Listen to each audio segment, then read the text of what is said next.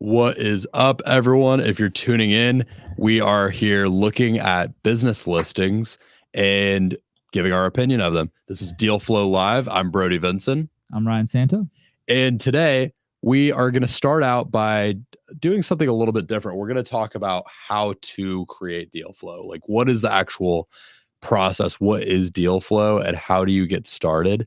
How do you even break into this industry? Because Ryan and I are both fairly new in it. I've been in it about a year. Ryan has as well at this point, and we just kind of decided to make our way in this space and start kicking. And we got into it in a little bit more of an informal way, I would say.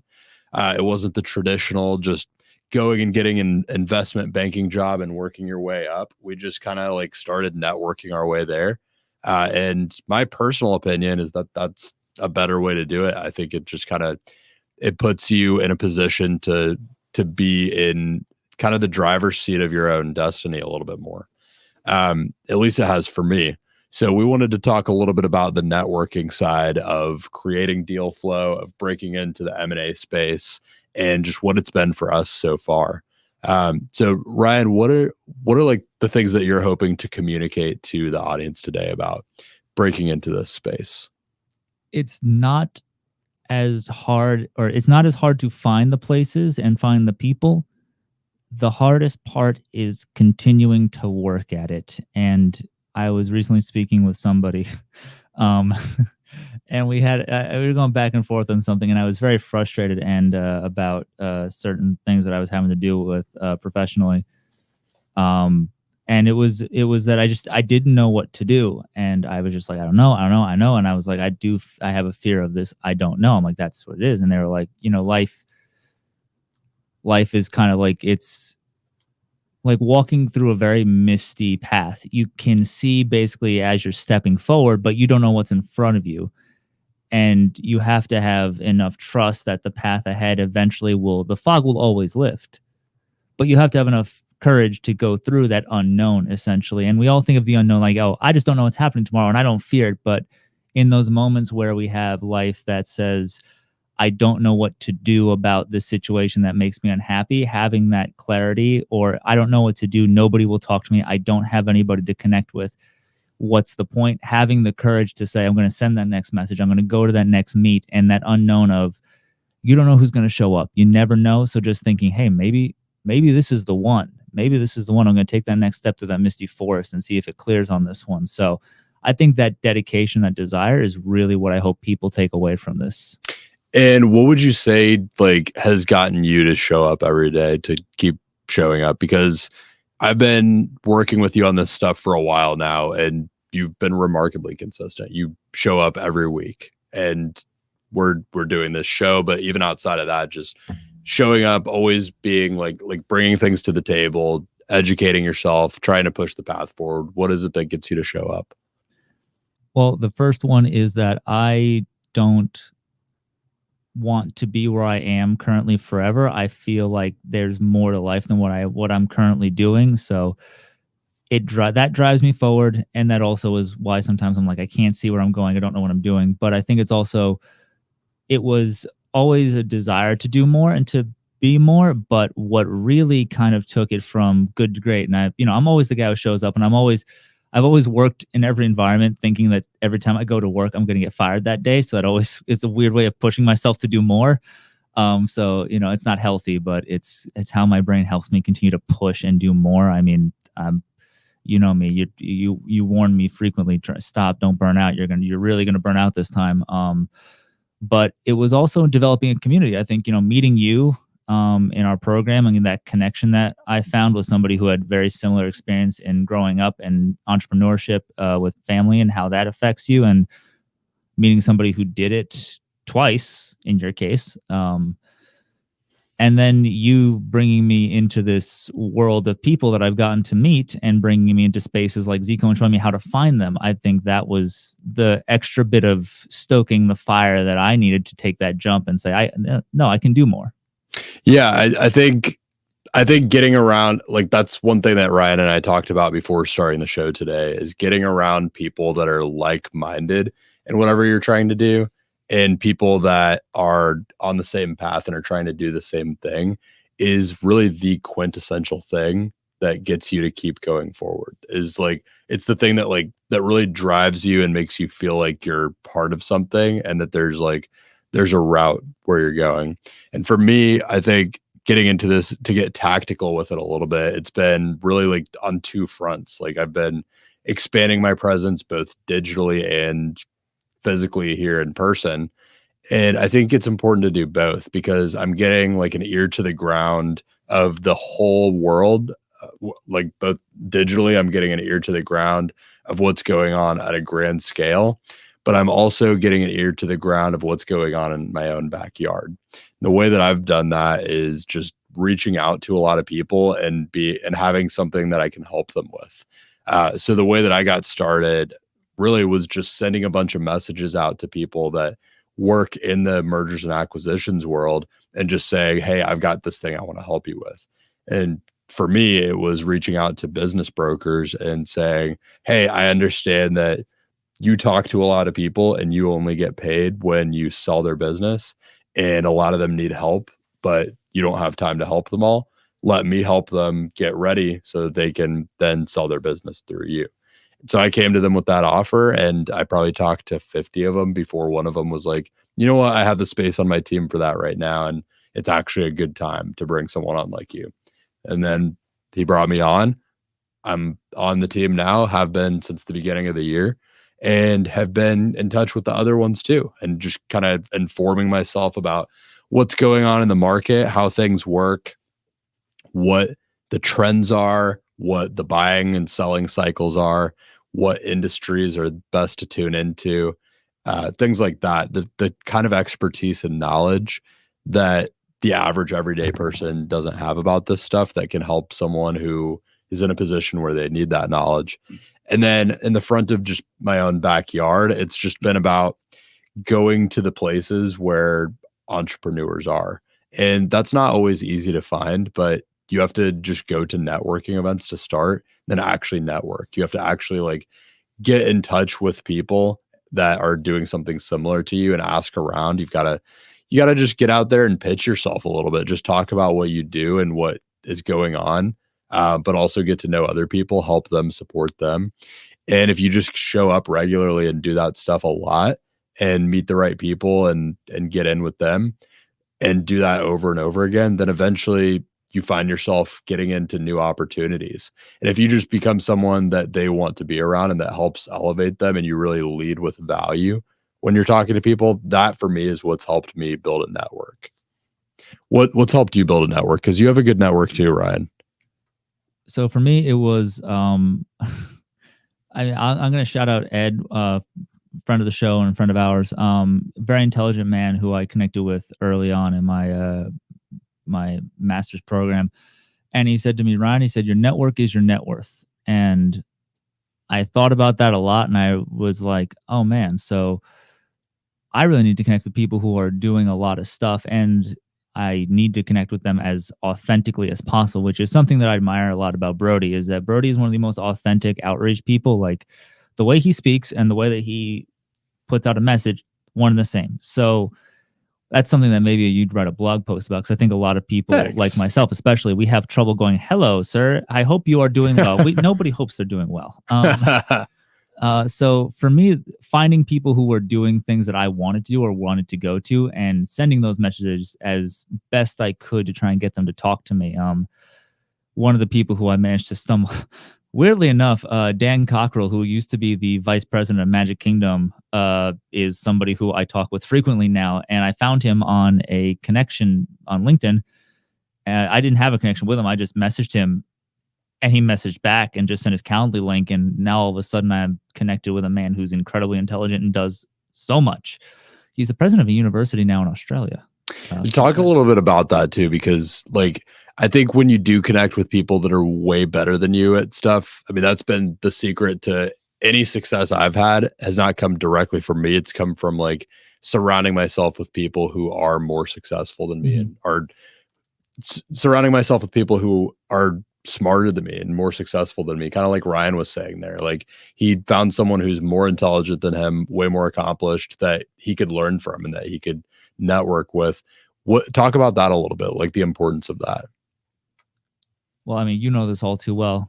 Thankfully, when I met Brody, my network increased along with the net worth of my network because he has been very good at this. But for me, it was I think getting over the hurdle of nobody's going to talk to me. There's a bunch of memes and a bunch of people because LinkedIn has a very polarizing characteristic now. There's a lot of people who are on there because I'd like to go on there to just see what people are doing and congratulate people.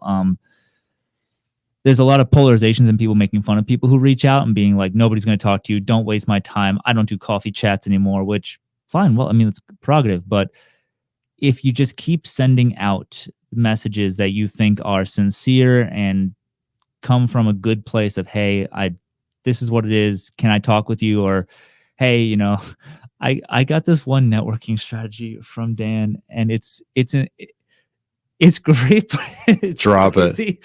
You find somebody who works in an industry that you want to work or works for a company, okay? And then you go like 2 or 3 people down. You go to like a senior or something, okay? Then you go, hey, I'm going to be in your city on business or for school or whatever, which the in the school thing is something one of our professors taught us. Always say you're doing a research paper on something and you're more likely to get somebody to talk to you, and then kind of hopefully have a good experience and then hopefully continue to talk to you. Good. But he said to just tell them you're going to be in their city for business or whatever, and that you'd like to treat them to a meal, which I'm actually writing a paper on the Food Network as what I call it, which is the food, not the network of what, you know what I'm saying? Like networking with food and how the importance of food in culture and history is now in business. And then he's like, there's a lot of times where people be like, okay, like a free meal and, they're not high enough up where they're going to be like, foo-foo, whatever. He's like, and then you buy a ticket in a hotel and you make sure you're there on that date and that time. Yeah. And I'm like, oh my God. He's like, yeah, if you really want it and you have the money, you really go all in. So, everything from LinkedIn to just literally flying out to take them to lunch. To take that to an extreme example. That wasn't extreme. That's pretty extreme, but I've got like a personal example that I haven't talked about on the show before. But I mean, after college, this is totally different than this world, but to use an example, after my undergrad, I had no idea what I wanted to do. I had just graduated in finance, but the only thing I knew is that I didn't think I wanted to do finance at that time because I had some internships that I didn't really like. I just looked at the top and didn't really see myself being the people at the top.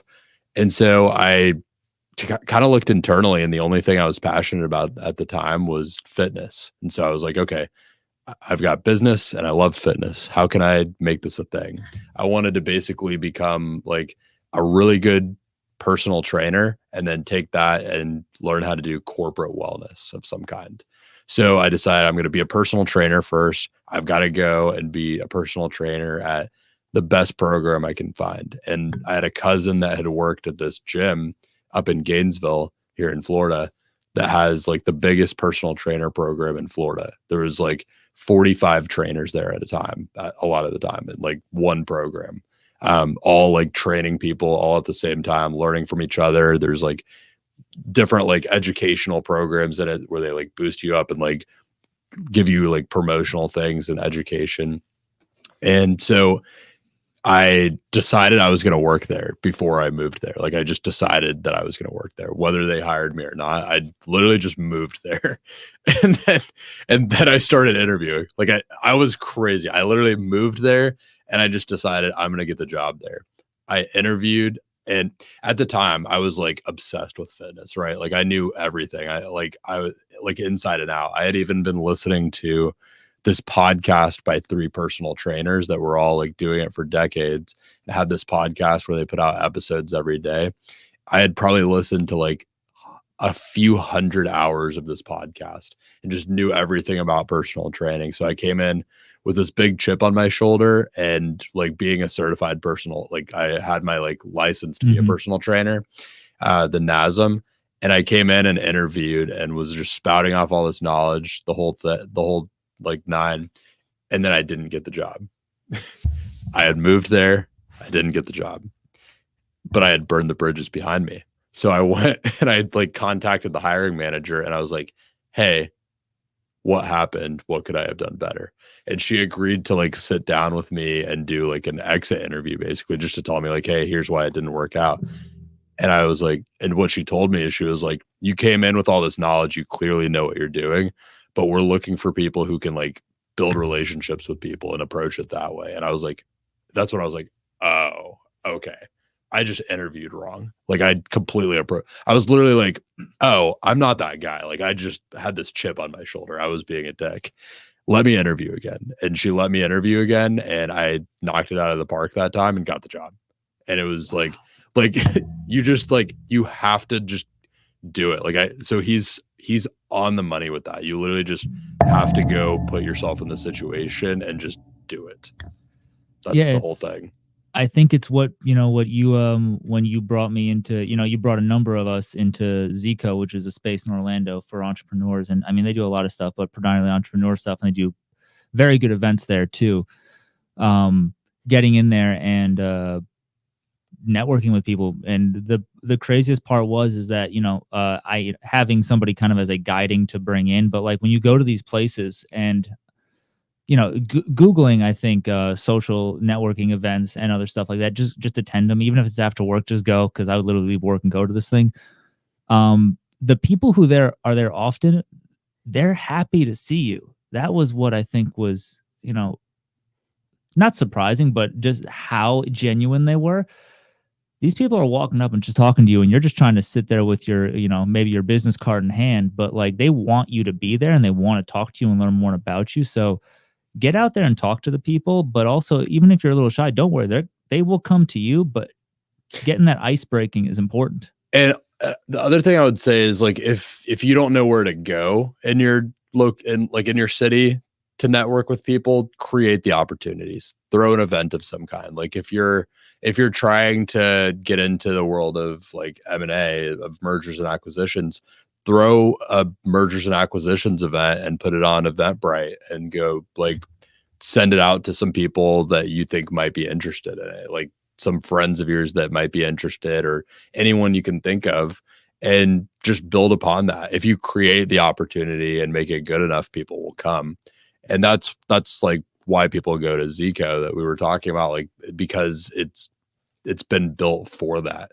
But if you create the opportunities, people will come too. Like if you put on a speaking event of some kind or a networking group of some kind, even if it's just like entrepreneurs drinking coffee together, like an entrepreneur like sharing session, something like that. If you put those things together and create those opportunities, that helps as well, because you become that person. You become like the interconnective tissue of whatever that opportunity is. For sure. So when you think of networking online, like then most people will initially start online. Eventbrite for making an event per se, maybe using a Facebook page as well. But when it comes to outreach, for me, always use LinkedIn. That's kind of my main go-to. That's like I know the platform very well. I know you do a lot of your outreach on a number of platforms, but where do you find that most of your time is best spent? It depends on like what the goal is and what I'm trying to do. Email is what I've been using recently for some of like the outreach to different companies that I'm trying to work with. But these are more like local companies, just like in my backyard. A lot of them don't even have a LinkedIn presence because they're just like small businesses. And some small businesses do, some don't, but email has been good for that. But for professional services, like when I was getting acquainted with the world of M&A, I was doing all my outreach on LinkedIn as well. You can build lists on there. You can use LinkedIn Sales Navigator and build a customized list of like people you're trying to reach and talk to. And once you've done that, like if you're trying to break into an industry, there's no better way than just building a list of everyone that's in that industry in your town. Or in my case, it's not a massive pool of people. I was going after everyone in the US that was in this industry, and I just had messages going out to them every single day. For me, I used AI to like help speed that up. And it would do the initial outreach for me. And then if they responded, I would take over the conversation. And that helped me do it at a really great scale where I was talking to all these people and having great conversations. And if they had any interest in what I was saying and how I could help them, then we got on a call. And that was kind of like the way I educated myself too. rather than just like watching a bunch of YouTube videos about it, which is also important. I was talking to the people that were actually in the pits doing it and had been doing it for decades, and getting that real world experience just blasted at me in these huge doses. So it was really crazy. Yeah, you should. At some point, I'd like to see you put out some content about your networking journey and kind of how you've been able to do that. Because both with business and both with your interpersonal, because you've collected quite this little Avengers cast around you. I'd say each person is more incredibly accomplished than the last, but each has their own niche, and it's a very fascinating world that you brought a number of us into with your circle. So I'd love to see that at some point from you. And one other thing I'll say on that, like I really think like a huge part of why I've built any network that I've built is really just because I'm a lover of the game. Like I love the game of business. And so I'm like obsessed with learning more about it. So I have like a genuine curiosity when I talk to people about it. Like I like literally like I annoy people sometimes that aren't that obsessive about their work and don't like work that much, because I'll like ask too much about it. But I'm literally just like obsessive about business. And so I think that thing doesn't have to be business for you. But whatever that thing is, like if you're trying to network in a particular area or industry, then you've got to be obsessive about it and like really bring the energy and the enthusiasm to it when you talk to people about it, because that they'll feel that and they'll want to reciprocate that. Yeah, I think that's understating how much you love business. I'm so obsessed. I'm right there with you. I think we both kind of have that experience Yeah. in our lives. Uh, I think most of my family conversations revolve around the business and what it's doing. Honestly, it's not how are you doing? It's hey, what's new? How's the business? That's how my conversations with my mom are usually. Like we're usually like talking about each other's businesses, like how like what we're doing, what we're working on. She's a realtor and she's always like bouncing stuff off of me. I'm bouncing stuff off of her. Of course, we're catching up personally too, but like there's always a lot of business talk. It's just in the family. Oh yeah, it's wonderful. I think the passion is what drives it, and that's why when you talk with people and I talk, and collectively we talk with business owners, the ones that we resonate with are the ones who love their businesses. And I don't think it's unrelated that the people who are loving their businesses are the ones who have the ones that are the most successful and the ones that we really want to be a part of. They love it. They love it as much as anything else. So I think that's a good indicator of when you're looking at a business. If somebody's so like, oh, man, I love this thing and I just need help, that's somebody you want to be around. That's gonna help that happen. So to kind of bring it full circle and tie that into something, we'd love to talk about buying and selling businesses on this show. And I think that love for the game or love for the industry should be present on both sides. And what I mean by that is if you're someone who's watching, who you're thinking about selling a business one day, I think you should really be portraying that love for the business throughout that whole process. If you approach it and you don't have that love for your business and you aren't bringing the energy about it, that's literally going to decrease the value of it. And on the same side, like if you're someone who's trying to buy a business, no one's going to be interested in selling you their business if you don't seem like you're really genuinely interested in it, like you have some kind of passion for the industry and can bring something that maybe they can't bring themselves, or bring the same level of enthusiasm that they have for it themselves. I definitely agree. And I think that's a great segue because I think we do have a business that we're looking at today. We do. We are going to be looking at the entertainment business today. This should be kind of interesting. These are businesses that are listed that are somehow involved in the entertainment space. Yep. What is this disruptor in faith space? I don't even know what that is. Still on the Gentlemen's Club. Yeah, there are. That's got to be a lot of. I mean, that's really more up your alley because you did staffing, so I think that's kind of the same thing. Golf simulator, strippers, staffing and strippers, dancers. So we've got pool supply shops, we've got golf simulators, we've got gentlemen's clubs, we've got marina businesses. Whatever the heck this is. Is it a new church? It seems like, I guess maybe it's a church. Disruptor in faith space. Yeah. What a wild title. That is a really wild title. They said it with the Well, test. let's go too. for this one. This is kind of interesting, actually. EB5, so it is a Visa business. You can't. Oh, you know what? Never mind. There's no no. cash flow shown. Ugh. We don't talk about businesses that don't show cash flow. That just seems like it's No. yeah, it's an investment opportunity. Ladies and gentlemen, if you're looking for businesses to buy, do not buy an investment opportunity. Buy a business. What's striking your eye here, Ryan? What looks interesting to you? Let's see. A photo booth company. You have actually worked with one of those successfully. I do. Very successfully. I do work with a photo booth company. I would love to talk about a photo booth company. And this is one out of Miami, Florida. It's a photo booth rental company, which is probably similar to what mine does. The idea here is like they'll bring out photo booths to events, and people at the event, whether it's a party or wedding or whatever it is, are able to basically take advantage of the photo booth and get really nice photos from the event in whatever they're wearing and kind of commemorate it. Usually they'll send, like, the photo booth itself will send the pictures out to the people as well. So they'll put in like their name, their number, email, that kind of thing, and they get sent the photos afterwards. Nice.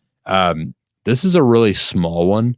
So this is a tough thing. I think if you're someone who's a photographer and you're trying to run something with a little bit more meat on the bone, and you're just like a solo operator and you want to do all the work yourself, this could be a decent business.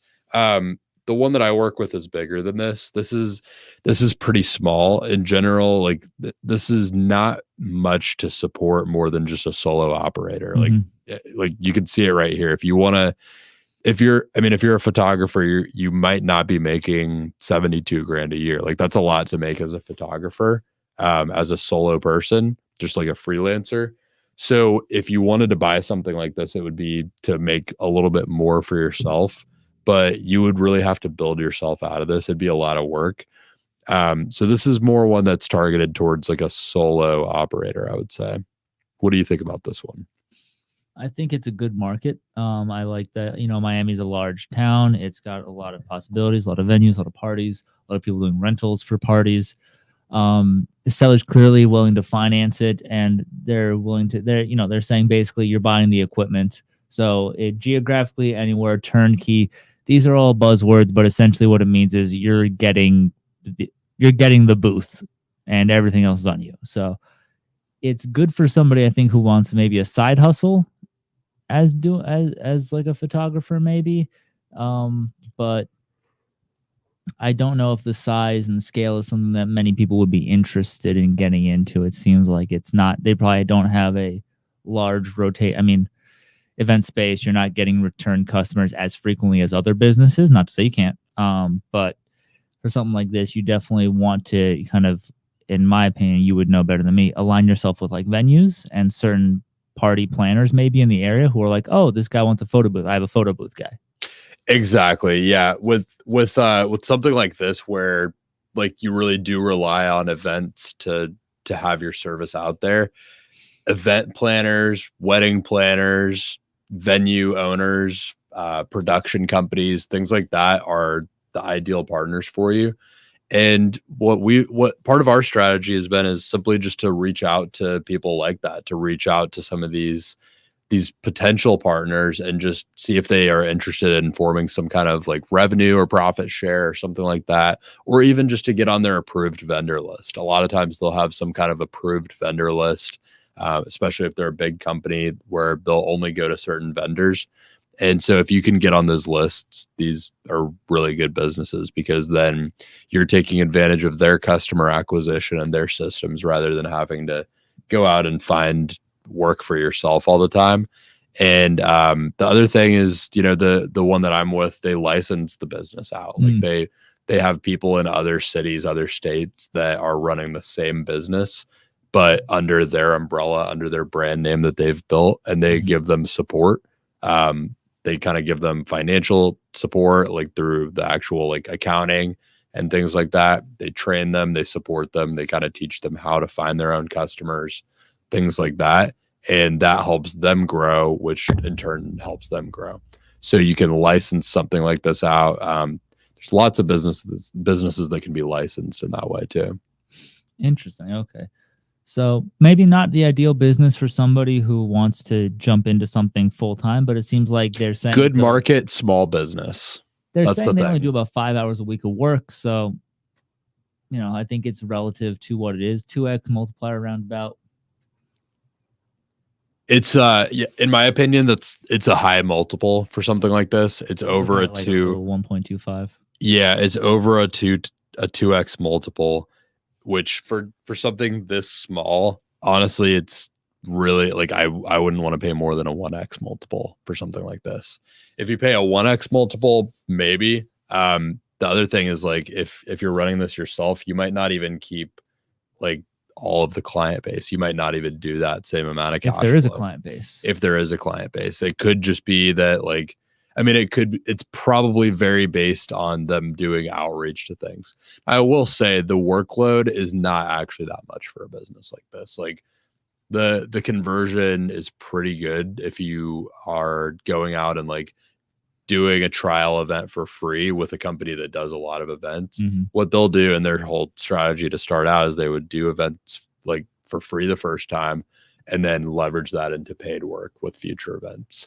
And if you're doing a decent amount of that and you're doing like, I don't know, 10, 20 emails a week, even to like really targeted events, you can have a pretty decent business for yourself.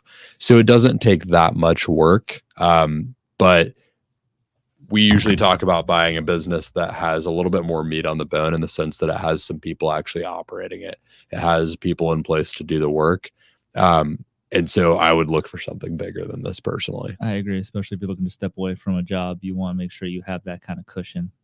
Yeah, there's just not a lot of meat on the bone, even if you are just like someone that's wanting to buy it for a full-time income here. 72,000, especially in Miami, like you're not doing anything in Miami for 72,000. It would have to be a side hustle. But let's look at a different business. Let's look at one more to cap things off. What do you think? Oh, okay. Yeah. Let's look at we looked at something very small to start. Let's look at something very big. And with a bang. All right. If this had cash flow to look at, I would be down for that. I would love to see those books, to be honest. There's probably a lot of entertainment on those books. Yeah, I mean, I just want I think the payout structure of those businesses is a gentleman's club that we're talking about, by the way, that's listed for sale up there. So yeah, actually, let's take a brief look at it. It's gross revenue 1.75, rent 12K a month, and we don't want to tell you the rest. This would not be something I would have any plenty of shared parking with daytime businesses. Even if it weren't for the industry, like the way that this is listed, they just don't tell you anything you need to know. It's just very sketchy. I mean, it's just very light. It's way too light. I mean, they just don't tell you any of what you would need to know to like have an interest in the business. I mean, almost $1 million on that marina. 900K on the marina up there. Further up. Established marina. Let's look at business. This guy. Yeah, it's a marine. A marine business. So this is a marine business with a patent, product, and trademark. Basically, that means that they've got something that they legally own, some manufacturing method that they legally own that no other company can use. And so that's a little bit of an advantage in the sense that if their customers are looking for that, then they're the only ones that can do it. So they've got a little bit of a niche. So it sounds like they do a custom type of boat shades, which sounds really important. I'm not that well versed in the boating world, but it sounds like it'd be really important for you to have proper shades. You know anything more about that? I'm not as familiar with that, but I am interested. I'm trying to get a feel for what type of the price includes patents. They're $760 and the business $570. So it looks like the business, it's weird. I like to see these kind of healthier margins like this, where there's asking for 900, gross is 408, you're bringing home 224. So it's about a 2x. You're doing about 50% cash flow, almost a little bit more. Oh, it's a lot bigger than a 2x. This is like Well, this is closer I'm to a saying gross to 4x. cash. Oh, gotcha. Yeah. Okay. Yeah. So you're like over 50% margins. Yeah. I mean, they're definitely giving a lot with that patent. That is carrying the day. See, I would not pay much for that, to be honest. Like that's like saying that a house has opportunity to be an investment property when it's not currently making any money. Like you still have to do all of the work. Like people don't pay for a business that has growth potential or has opportunity only. They pay for something that has proven to make money. And so if they're listing it mostly based off of just the value of the patent, They even attach if the some patent docs was with- worth that much, it'd be making that much money. Yeah, and I don't buy the whole, oh well, it pays for itself in X amount of years. The patent, like the business, sure, it should pay for itself at some point, but a patent, you can't really, unless you sell the patent for that much. It's not. If the patent was truly valued at that much and it was established in 2004, it would be making a lot more money by now. So I just think that they're trying to. I think the patent or the business didn't work out quite as well as they wanted it to, and they're trying to get out. It does say that they're getting out for retirement, and I guess maybe I'm being a little bit of a cynic here, but I just don't like seeing things valued improperly, and businesses are not usually valued based on the patent. That's like a gravy on top kind of thing. Yeah. What else do you think about this business? I like that they included documents whenever we see kind of open documents. I like to have that. I like the space is leased, obviously. And when it comes down to it, I think that the family business thing definitely is near and dear to my heart. Love it. I think that also, as we both know, family business, there's more emotion than regular business. So I think that also kind of drives where the prices are at and kind of how the patent is. It's definitely to that extent. So I like the idea of it, and I like that they're using subcontractors, and that's kind of lightens up their workload. I think they did a lot of stuff right, and it's very successful in its own right. But I just don't see the value in the patent myself as somebody buying this business. And it doesn't look like they're going to do a carve out, as we talk about frequently carving out stuff. I don't know if that's going to be a carve out because they seem to be anchoring that. Yeah, I don't. And what he's saying there is basically just like, if you like a carve out here would be, you're saying, hey, let me just buy the business, not the patent. Like you keep ownership of the patent. I just don't want to pay money for that. So take the value of the patent off and let me buy the business for what the business is worth. I doubt that they would do that too. I think they're just trying to sell someone on the opportunity. Good luck to them. Hopefully they can get out the way they need to, but it's not the way I like to see a business valued. You just don't see something like intellectual property like that get valued like that. You have to have the intellectual property and use that leverage to create business to actually make it worth something. Yeah, I mean, and I think realistically, I think if the prices listed were what they could command in the open market, which, as we've always said, the market dictates the value. Everything else, sure, you can show books, sure you can show, but what a buyer's willing to pay is actually what the business is worth at the end of the day. For most cases, if you have something that's worth 760,000 and another thing that's worth 500 and something thousand, I'm not a math whiz, but 700 times just 700 plus 500 is more than 900. So this is a perceived, I guess, package deal that they're giving. But if I was them and this was the true value, I would have sold the patent separate and just sold the business, because then I've essentially almost doubled what I've requested. Well, I feel like that would be tough because the business probably relies on the patent to a degree. But I think the patent just hasn't produced the way that they thought it would. Maybe over the course of if the patent is worth 760,000, then maybe it's paid itself back in 4 years of cash flow. But for a business this size, like, you're not usually paying a 4 times multiple anyway. I just don't think this is a good deal that I would be interested in taking. And so for that reason, I'm out. Not my place to say it, but maybe somebody who's looking to pick up a boating business that they already exist and add some stuff onto it. Great, but I don't see somebody looking to free themselves up, getting this deep into a business that's making, at the end of the day, theoretically, because again, these are all previous numbers, like less than a quarter of what you put into it. Yeah, I would. If I was wanting to buy this for some reason, I would definitely try to beat them up on the price, because 900,000 is way too much to ask for when you're cash flowing 224. I think it's more like you're talking realistically more like a $500,000 business. And this just also doesn't seem like a business where they're able to target high-end clientele. And that's not, I don't, maybe I'm wrong, but I feel like when it comes to like the type of like shading, I mean, I don't know. I'm not a big boat guy because I don't understand that world that well. But I feel like when I think high end, I'm thinking like yachts, and I'm thinking like people who live and have those big, massive boats. They're usually already covered. So I'm wondering like if it's more of a volume game with them and how that works and how that's kind of sales point works. I could be wrong, but I would need to see a lot of numbers and a lot of points that tell me that this is a booming industry with real potential rather than just arbitrary numbers on there. Yeah, I would agree with that. And I mean, it looks like they have a good clientele for what they are. But again, I just don't think it's a good deal. If they were willing to negotiate on the price, maybe. The one thing I will say that I like about it is that there's 2 employees that I guess are going to be staying on. Also 3 subcontractors for different things. A little bit of a small team. The company turns away work.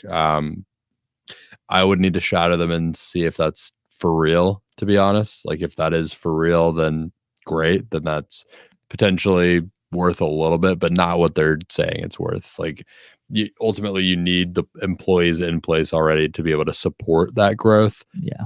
To really make it worth paying that much for.